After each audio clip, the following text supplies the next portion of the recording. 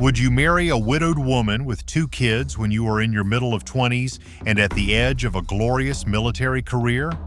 Even though his entire family was against it, Napoleon did. He let his heart guide him. But the question is, who is this woman? And why is she so important to Emperor Napoleon? So in this video, we are going to focus on 2 main things. The first one is this woman herself, and the second is her relationship with Napoleon.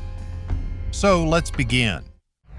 Her name was Marie-Joseph Rose Tacher de la Pagerie, but she became famous as Josephine Bonaparte or Empress Josephine. Officially, she was born in Les Trois-Îlets on Martinique on 23 June 1763. The Tacher family were old French nobles who owned land. In 1726, Josephine's grandfather sailed to Martinique to seek his fortune, but luck turned against him, and he lived in deep poverty. Still, he found hope for his son. He got young Joseph Gaspard a job as a servant boy in the French princess's palace, a golden chance for a better life. For 3 years, Joseph Gaspard served at the royal court in France. Then he sailed back home to Martinique and found love. In 1761, he married the lovely Marie Rose Claire, whose family had lived on the island for generations. Marriage brought a wedding gift. Marie Rose Claire owned a sugar plantation near Les Trois-Îlets. Those fields of sugar cane still stand today as a museum. But island life proved hard. Joseph Gaspard ran his plantation and served as a French army officer. He received a small payment from the royal family for his past service. Yet money was always tight, and sickness often struck him in the tropical heat. From this struggling family, Josephine would one day be born with her 2 younger sisters. One of the other family on the island was the Beauharnais family. They were newer than the Tachers, but much richer. The Beauharnais family had a son named Alexandre. When the parents sailed back to France, they left baby Alexandre with the Tacher family on Martinique. There he grew up like a brother to young Josephine. Years passed. When Alexandre came of age, the Tacher family decided he should marry one of their daughters to keep wealth in the family. At 17, Alexandre thought 15-year-old Josephine was too close to his age, so they chose her younger sister Catherine instead. The Tacher family was poor, but Alexandre would inherit riches when he married, so he asked for no wedding money from the bride's family. But fate struck cruelly. Catherine died in 1777 before the wedding could happen. Not wanting to lose this wealthy suitor, Josephine's father quickly offered his youngest daughter instead. Alexandre agreed, but little Marie-Françoise was only 12 and her mother refused to let her go.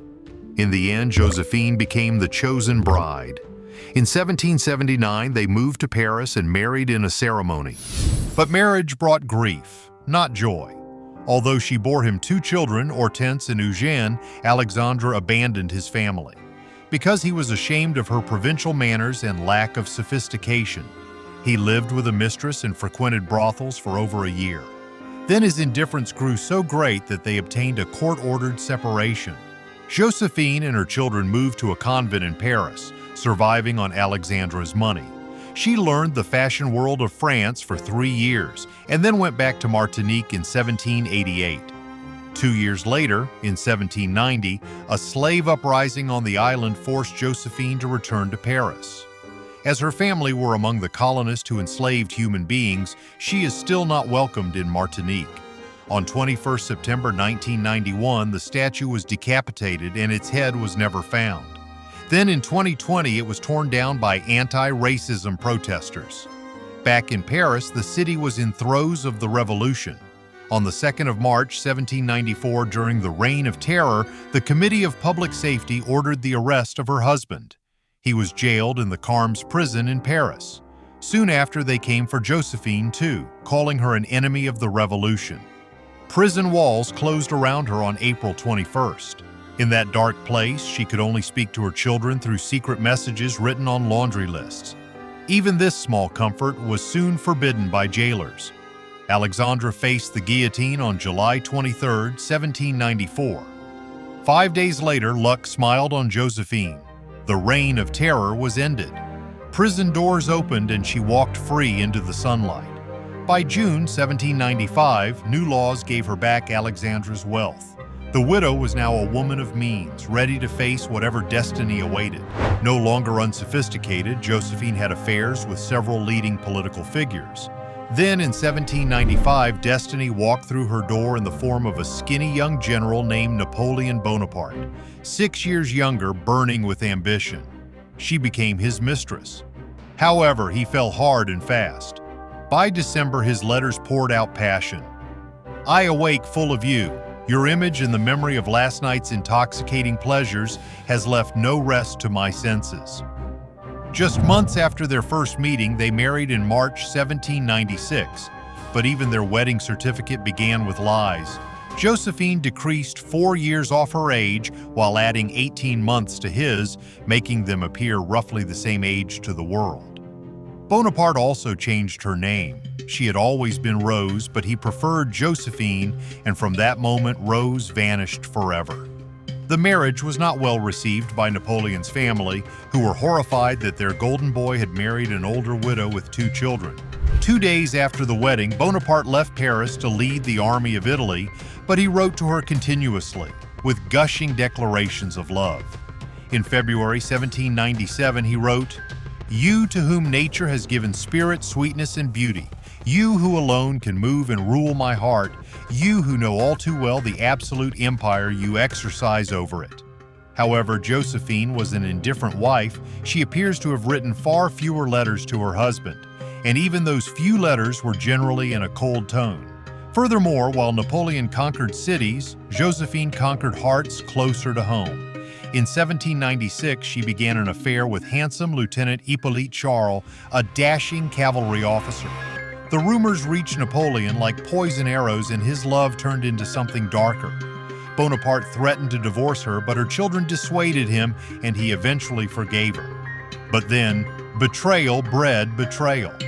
Napoleon led his army to Egypt and took his own lover, Pauline Fourès, a junior officer's wife who became known as Napoleon's Cleopatra.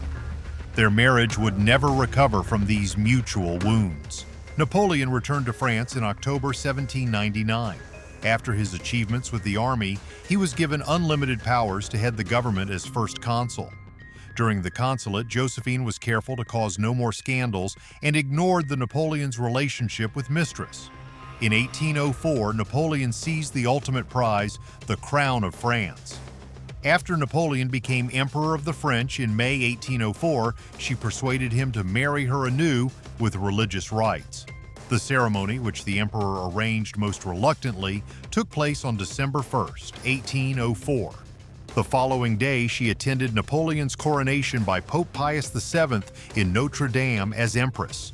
As the cathedral held its breath, Napoleon seized the crown with his own hands and placed it upon his head.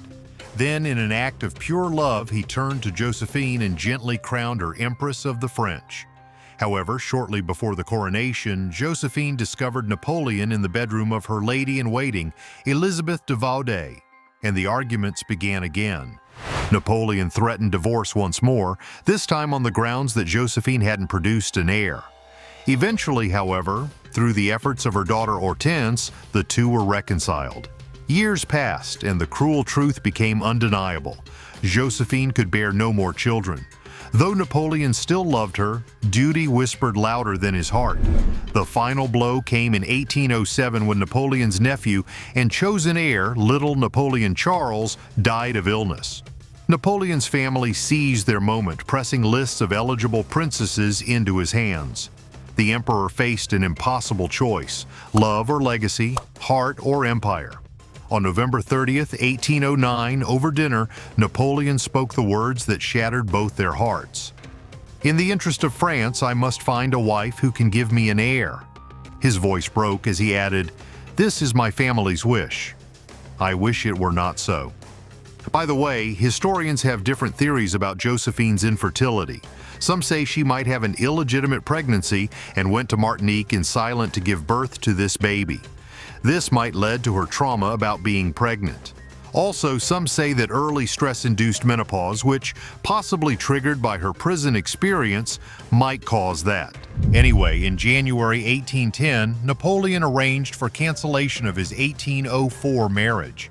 He showed that parish priest had not been present at the ceremony as a reason of the cancellation. This slight technical disorganization, which seems to have been premeditated, enabled him to dispose of Josephine without having to resort to a divorce. On March 11th, Napoleon married Marie-Louise of Austria by proxy, with the formal ceremony following in April at the Louvre. His brutal honesty revealed everything. "It is a womb that I am marrying." Yet even in his new marriage, Napoleon could not forget his first empress. He insisted Josephine keep her imperial title and spoke words that would echo through history. "It is my will that she retain the rank and title of empress, and especially that she never doubt my sentiments and that she ever hold me as her best and dearest friend." Years later, Napoleon lost his everything and exiled to a small island, Elba. Josephine begged Emperor Alexander I of Russia to join Napoleon in his exile, but they didn't let her go. Eventually, she died in Rueil-Malmaison on 29 May 1814 without seeing his love again.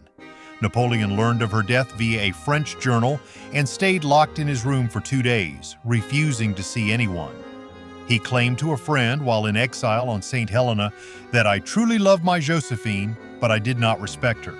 Despite numerous affairs, eventual marriage annulment, and his remarriage, the emperor's last words on his deathbed at St. Helena were, "France, the army, the head of the army, Josephine."